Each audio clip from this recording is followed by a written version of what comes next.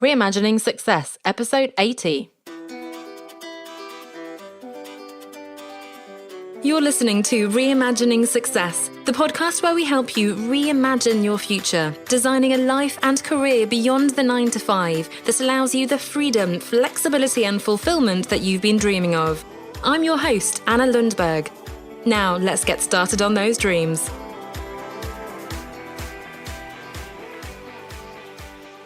Hello there, welcome back. Great to have you with me. So last week we were talking about dealing with those dreaded curveballs. And of course they are inevitable. We have these beautiful visions and strategies and plans, and yet somehow the world manages to throw these crazy, unexpected things at us. We're looking at you, COVID-19. So these are, so-called unprecedented challenges and uncertainty and difficulties, and it's frightening and it's shocking and it can feel unfair. And yet there are opportunities to be had. And in the last few weeks and months, we have been looking at some of those in terms of really stepping up and being a leader through this crisis, maybe using the downtime to fix things in your business and look at what's going on, what's working, what's not, and so on. And maybe diversifying and pivoting in your business too. What I want to look at this week is how to take control of your career. So not just maybe if you're already a business owner, but whatever your current situation looks like, how to really be proactive, take control, be intentional about what the next phase of your career is going to look like. And in particular, given the uncertainty, given these challenges that we are facing. So again, these are so-called unprecedented challenges, and there are certainly lots of unpredictable consequences. But you know what? Before COVID, there was Brexit, and there have been all sorts of other things. We talked about some of the curveballs last week.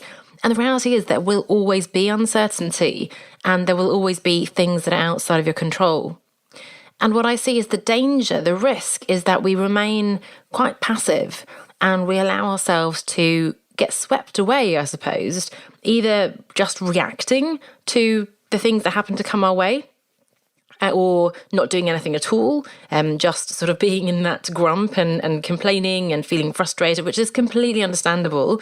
But there is a point at which we need to sort of pick ourselves up and go, yes, it sucks, it's unfair, but hey, now I'm going to do what I can do, which is, by the way, a lot. There are a lot of things we can do. There are a lot of things that we can still control, and really, again, be proactive and intentional.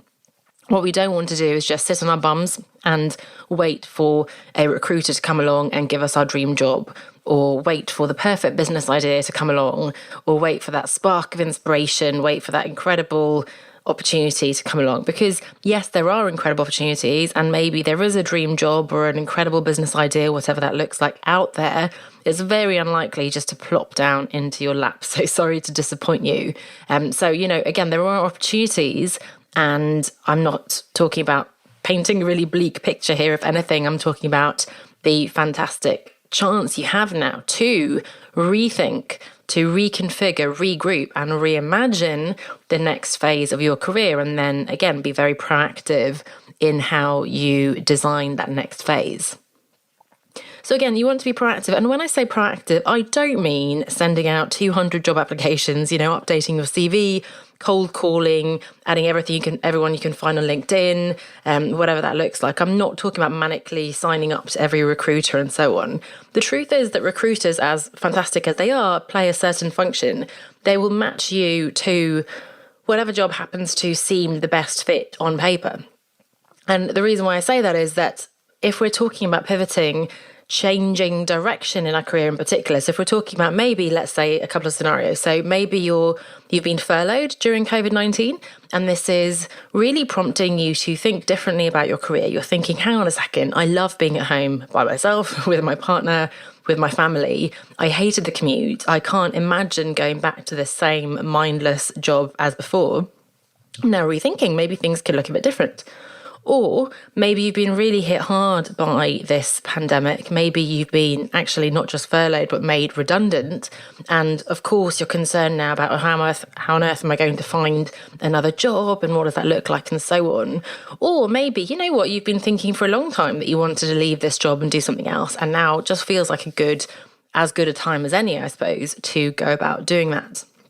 So whatever situation you're in, when you're making a change, you are the one who's going to need to drive that change. So again, coming back to the recruiter, a recruiter will look at my CV when I left my marketing job at Procter & Gamble and go, okay, luxury marketing, beauty marketing, and those were the roles that they recommended to me. Perhaps, sometimes it was that they thought I could be a consultant, because those are always the companies that want to sort of nab you, I suppose, from the big multinationals. But generally it was big FMCG, consumer goods, marketing, and in particular then in sort of high-end luxury and beauty products. That wasn't what I wanted to do. And yet it took me years to say no to opportunities, which, yes, is pretty scary. Say no to those opportunities that came along that were trying to pigeonhole me into what had been my experience and skill set. And to say yes to initially, volunteering, working with startups and entrepreneurs, and really crafting a new identity, building a personal brand around the broader areas of, again, advising startups, working outside of that beauty and luxury industry, coaching. So I trained and certified as a coach, writing, training, teaching, and these broader concepts and skills and experiences and sectors and so on. But that took time. And now, again, 7 years since I left my job, I might want to pivot again. And that is going to take time, because now I've established myself as helping people leave the corporate 9 to 5, reimagine success, transition into a new career, and so on. And so if I wanted to suddenly do something else, that's going to take some time to sort of steer the ship off in that other direction. So again, you need to be proactive. And it's not about bombarding recruiters and online applications with your details, but it is about, first of all, taking a step back and getting clear on what it is you want.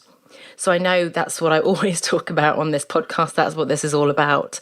But the hardest part is getting clear on what's important to you, what that looks like, whether it's the really practical parameters.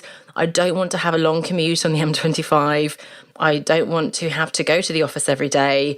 I don't want to work in a toxic work culture. So all the negative things you want to avoid, and the practical, I need this amount of salary and so on. And also the things you're drawn to. So I've talked before about the push and the pull, the things that are pushing you out of what you're doing now, and the things that are pulling you towards greater freedom and autonomy, greater flexibility in terms of where and when you work, greater fulfillment from doing something you feel is really meaningful. So getting clear on what you want has to be that first fundamental step. The last thing you want to do now is to rush into something, again, bombarding the internet with all your CVs and applications and so on, or start a business because you had this idea and it's going to be great and I need money and I'm going to diversify and whatever. Because what you don't want to do is spend time, energy and money on something that probably isn't going to be what you actually want, because you haven't really given it that much thought. So getting clear on what you want, and then you can work out how to get there. So always the what before you get to the how. And in terms of the how, it might require upskilling. You'll need to take responsibility for your own learning and development. Certainly if you're, out of the employment environment, you no longer have an employer who is, and even if you have an employer, they might not be willing to invest in your training and development. So that's going to be really important. There might be certain gaps you need to fill. And importantly, and of course I talk about this quite a bit, building a personal brand and a network of connections. Again, it's not just about sitting around waiting for a dream job or any job to fall into your lap. It's really making sure that you're doing everything that you can. Building a brand, and I know it can feel a bit icky to think of yourself as a brand, and hey, I'm just an individual, why on earth would I need a brand? The truth is that you have a brand, whether you want to have one or not. It's what people think of you, what people say when you're outside of the room, and positioning yourself.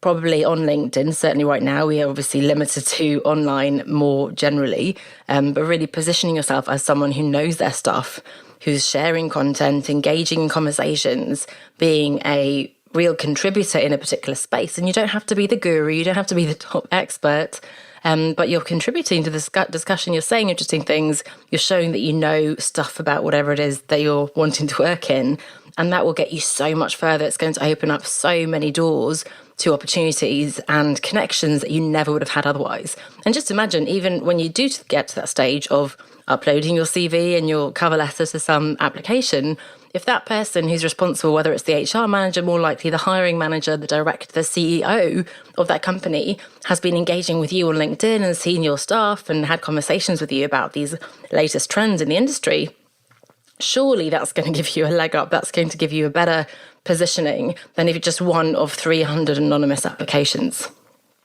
So I've given you a few ideas already, just touched a little bit on getting clear on what it is you want, maybe upskilling, building that personal brand.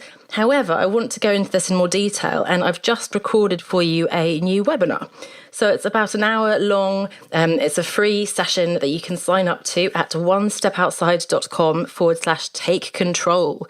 onestepoutside.com/take control. And this is going to be a session that's pre-recorded. You can choose a slot that works for you, a time slot. And I just talk through 5 different stages. I've touched on a little bit right now, but much more detail, and how you can design a roadmap that's going to really take you from, okay, this is an opportunity. There is a chance here of crafting a slightly different direction, a drastically different direction, whatever that might look like for you.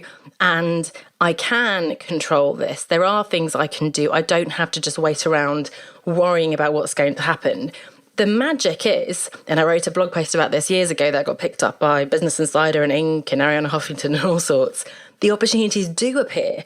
You seem to have all the luck when you have put that effort in. So if you really put the hard work in, if you really get clear on what it is you want, if you send that message out to the universe, if you start sharing content, you connect with people, you have those conversations, that is when those opportunities appear. So again, you can sign up to the webinar at onestepoutside.com/take control, onestepoutside.com/take control. And at the end, as ever, I'll give you some next steps that you can take, which of course will include booking a call with me potentially to look at how I can help you navigate this transition as well.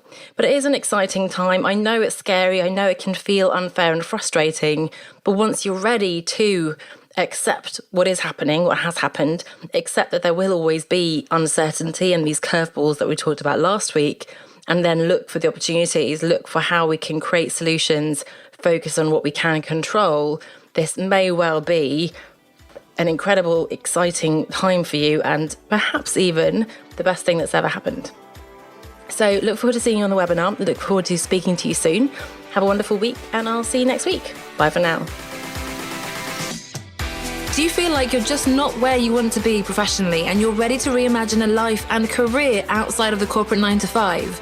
I can help you get clarity on what exactly it is you want to do instead, overcome your fears and mental blocks to finally take action, and help you manage your time, energy, and priorities through the transition. Apply for your free clarity call with me at onestepoutside.com/clarity call. I can't wait to get you started with that one step, so sign up now at onestepoutside.com/clarity call.